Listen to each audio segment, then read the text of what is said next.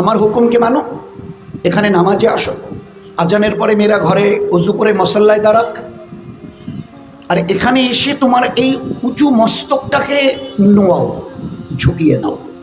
আমি আল্লাহ আমার ইজ্জতের কসম খেয়ে বলছি, যে যতটা ঝুঁকাবে তার ইজ্জত ততটা আমি বাড়িয়ে দেব। আজ না ঝুঁকাবার জন্যে ইজ্জত আমাদের হাত থেকে দিন বা দিন চলে যাচ্ছে। Not in our India. আমরা যদি ভালো করে লক্ষ্য করি, অল ওভার দ্য ওয়ার্ল্ড, পৃথিবীর কোথায় আজ আমাদের ইজ্জত আছে বলুন না?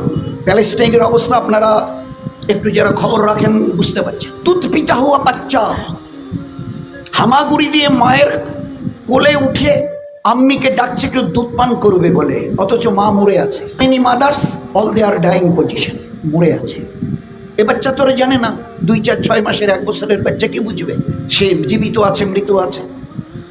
অবস্থা দাঁড়িয়েছে। তো তোমাদের এই জন্যে ডাকা হয়েছে আমার হুকুমকে মানবার জন্যে। আমি যখন বলি দাঁড়াও তো দাঁড়াবে, আধা ঝুঁকো তো ঝুঁকাবে, পুরোটা ঝুঁকিয়ে দাও তো ঝুঁকাবে।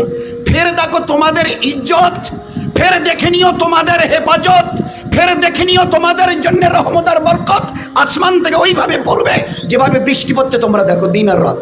আজ এই জীবন থেকে যতটা নিজেদের আলাপ করছি, এই জীবন ততটা বিচ্ছিন্ন হয়ে যাচ্ছে, স্ক্যাটার্ড, বিচ্ছিন্ন হয়ে যাচ্ছে।